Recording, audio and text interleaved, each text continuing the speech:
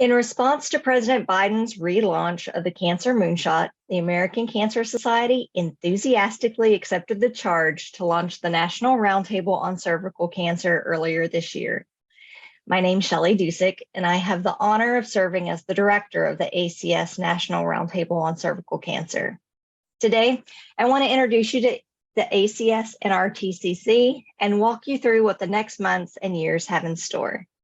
First, I want you to meet the team. Debbie Saslow is our managing director. She serves as the ACS Tri-Chair and our subject matter expert. I serve as director. Courtney Van Wert is our program manager, and she joins us from the regions. And then Jane Smith is the program manager of the Primary HPV Screening Initiative, whose work is nesting within the Roundtable. Just like you, we're all ACS staff, and we can be reached via Teams, or you can send us an email at nrtcc@cancer.org.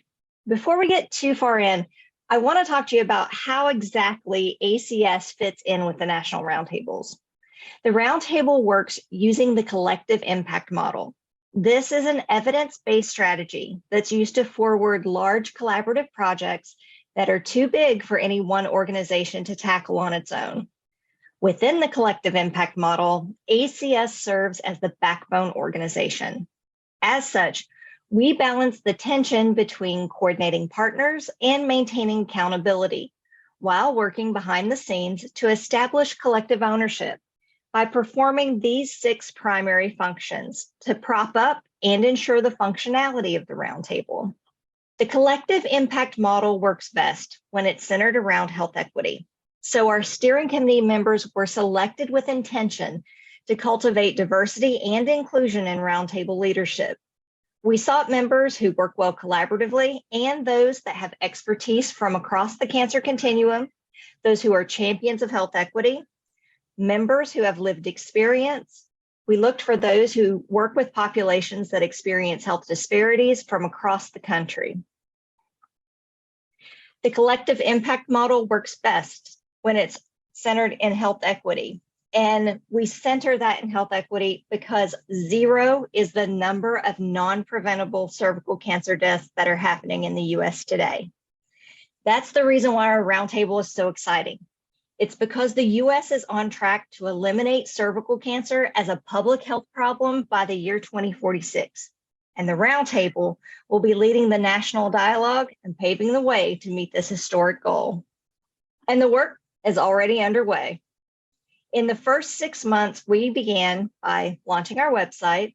We hosted the launch event in Washington, D.C. for the Roundtable. We've recruited and convened our advisory council and steering committee. We've secured our initial funders, and we're conducting a needs assessment that we'll use to identify Roundtable priorities. In phase 2, we'll grow the Roundtable by identifying priorities and members, by convening our work groups, and hosting our first national meeting. Phase 3 will see us hit the goal of being a mature Roundtable, where we have active work groups and deliverables that you can use and share. As you can see, we are just getting started, and we've got a lot of growing to do, but there are a few things that you can do today to help.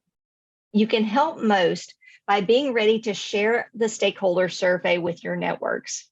Both the Cervical Cancer Roundtable and the Breast Cancer Roundtable will be sending you surveys to share with your partners soon. These surveys are an important part of our needs assessment, and it's an opportunity to share your voice with the Roundtables.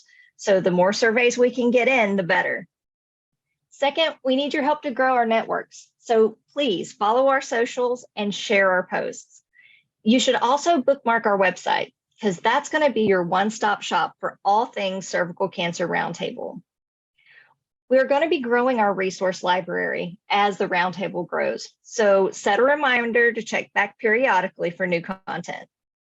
You can also keep an eye out for NRTCC announcements on the Society e-News and ACS to go. I look forward to working with you all in the future.